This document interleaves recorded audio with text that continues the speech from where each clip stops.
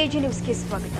ಸರ್ಕಾರದ ಉಪಮುಖ್ಯಮಂತ್ರಿಗಳು ಆಗಿರುವಂತಹ ಡಿಕೆ ಶಿವಕುಮಾರ್ ಅವರು ಸಂವಿಧಾನದ ಬದಲಾಯಿಸಬೇಕು ಅಂತ ವಿರೋಧಿ ಹೇಳಿಕೆ ಕೊಟ್ಟಿರುವ ಕಾರಣ ದಲಿತ ಪರ ಸಂಘಟನೆಗಳ ಒಕ್ಕೂಟ ಮಾನ್ವಿ ಘಟಕದ ವತಿಯಿಂದ ತಹಸೀಲ್ದಾರ್ ಅವರ ಮೂಲಕ ರಾಜ್ಯಪಾಲರಿಗೆ ಮನವಿ ಸಲ್ಲಿಸಿದರು.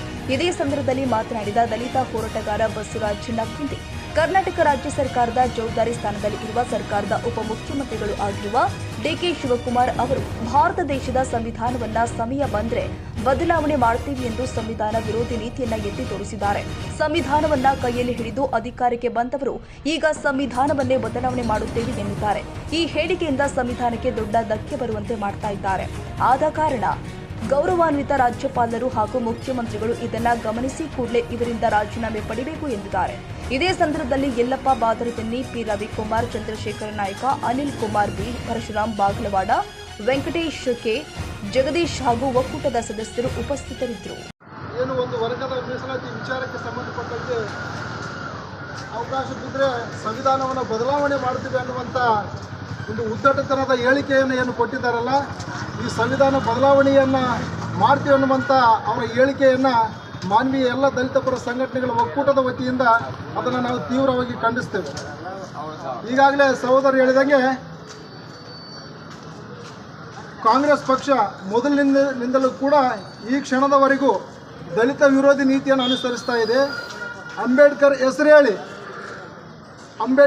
ಹೇಳಿ ಪದೇ ಪದೇ ಅಧಿಕಾರಕ್ಕೆ ಬರ್ತಕ್ಕಂಥ ಈ ಕಾಂಗ್ರೆಸ್ ಪಕ್ಷದವರು ಪ್ರತಿ ಹಂತದಲ್ಲಿ ಕೂಡ ಪ್ರತಿ ಸಂದರ್ಭದಲ್ಲೂ ಅಂಬೇಡ್ಕರ್ ವಿರುದ್ಧವಾಗಿ ಅವರು ಕೆಲಸ ಕಾರ್ಯಗಳನ್ನು ಮಾಡಿರ್ತಕ್ಕಂಥದ್ದು, ದಲಿತರ ವಿರುದ್ಧವಾಗಿ ಅವರು ಕೆಲಸ ಕಾರ್ಯಗಳನ್ನು ಮಾಡಿರ್ತಕ್ಕಂಥದ್ದು ಪ್ರತಿಯೊಬ್ಬರಿಗೂ ಕೂಡ ಗೊತ್ತಿರ್ತಕ್ಕಂಥದ್ದೇ. ಹಾಗಾಗಿ ಸಂವಿಧಾನ ಬದಲಾವಣೆ ಮಾಡ್ತೀವಿ ಅನ್ನುವಂಥ ಅವರ ಹೇಳಿಕೆ ಈ ಕೂಡಲೇ ಅವರು ಹಿಂಪಡೆದು ಸಂಬಂಧಪಟ್ಟವರು ಅವರ ಸಚಿವ ಸ್ಥಾನ ಮತ್ತು ಉಪಮುಖ್ಯಮಂತ್ರಿ ಸ್ಥಾನದಿಂದ ಅವ್ರನ್ನ ಕಿತ್ತಾಕಬೇಕನ್ನುವಂಥ ಒಂದು ಆಗ್ರಹವನ್ನು ಈ ಒಂದು ಮನವಿ ಪತ್ರದ ಮೂಲಕ ನಾವು ಮಾಡ್ತಾ ಇದ್ದೀವಿ. ಕರ್ನಾಟಕ ಸರ್ಕಾರ ಇವರಿಗೆ ಮನವಿ ಪತ್ರ ಸಲ್ಲಿಸುವುದು ಏನೆಂದರೆ, ನಮ್ಮ ಕರ್ನಾಟಕ ರಾಜ್ಯದ ಸರ್ಕಾರ ಉಪಮುಖ್ಯಮಂತ್ರಿಗಳಾದ ಡಿ ಕೆ ಶಿವಕುಮಾರ್ ಅವರು ಈ ನಮ್ಮ ದೇಶದ ಸಂವಿಧಾನ ಡಾಕ್ಟರ್ ಬಿ ಆರ್ ಅಂಬೇಡ್ಕರ್ ಬರೆದಂಥ ಸಂವಿಧಾನಕ್ಕೆ ಇವತ್ತು ಅಪಮಾನ ಮಾಡಿರುವಂತಕ್ಕಂಥದ್ದು ಇವತ್ತು ರಾಜ್ಯದ ಜನರು ನೋಡ್ತಕ್ಕಂಥ ವಿಷಯ ಆಗಿದೆ.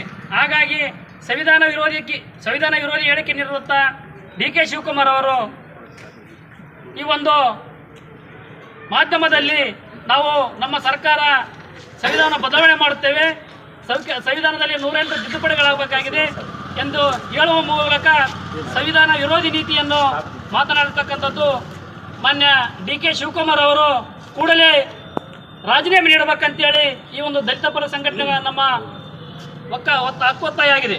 ಹಾಗಾಗಿ ಇವತ್ತು ಕಾಂಗ್ರೆಸ್ ಸರ್ಕಾರ ನಮ್ಮ ರಾಜ್ಯದಲ್ಲಿ ನಾವು ದಲಿತರ ಪರವಾಗಿದ್ದೀವಿ, ಸಂವಿಧಾನ ಪರವಾಗಿದ್ದೀವಿ, ಸಂವಿಧಾನ ನಾವು ಉಳಿಸಿಕೊಳ್ಳುವ ಜವಾಬ್ದಾರಿ ನಮ್ಮದಾಗಿದೆ ಎಂದು ಬಬ್ಬೆ ಹೊಡೆತಿರುವ ಈ ಕಾಂಗ್ರೆಸ್ ಸರ್ಕಾರ ಇವತ್ತು ಉನ್ನತ ಹುದ್ದೆಯಲ್ಲಿರ್ತಕ್ಕಂಥ ರಾಜ್ಯದ ಉಪಮುಖ್ಯಮಂತ್ರಿಗಳಾದ ಡಿ ಕೆ ಶಿವಕುಮಾರ್ ಅವರು ನಮ್ಮ ರಾಜ್ಯದ ಜನತೆಗೆ ದಲಿತ ವಿರೋಧಿ ನೀತಿ, ಸಂವಿಧಾನ ವಿರೋಧಿ ನೀತಿ ಆಡಿರ್ತಕ್ಕಂಥ ಡಿ ಕೆ ಶಿವಕುಮಾರ್ ಅವರು ಕೂಡಲೇ ರಾಜೀನಾಮೆಯನ್ನು ಕೊಡಬೇಕಂತೇಳಿ ಈ ನಮ್ಮ ದಲಿತ ಪರ ಸಂಘಟನೆ ಒಕ್ಕೂಟ ಒತ್ತಾಯವನ್ನು ಮಾಡ್ತದೆ.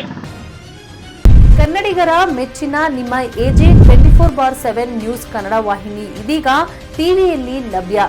ವೇಳೆ ನೋಟಿಸ್ ಕೊಟ್ಟಿದ್ರೆ ವಾಪಸ್ ತಗೋತೀವಿ. ಇವತ್ತು ವಕ್ಫ್ ಪ್ರಾಪರ್ಟಿ ಅಂತೇಳಿ ಬರ್ತದೆ ಅಂತ ಹೇಳಿದ್ರೆ ರೈತರು ಬೀದಿಗೆ ಬದಲು ಏನು ಮಾಡಬೇಕಾಗುತ್ತೆ? ಯಾರು ವೋಟ್ ಹಾಕಿಲ್ಲ ಅಂದ್ರೆ ಗ್ಯಾರಂಟಿನೆಲ್ಲ ಸ್ಟಾಪ್ ಮಾಡ್ಬಿಡ್ತೀವಿ.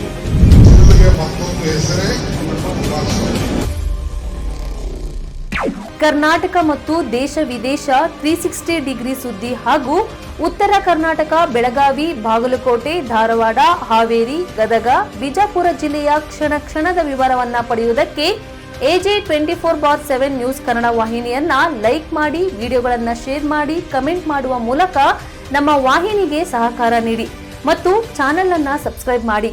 ಧನ್ಯವಾದಗಳು.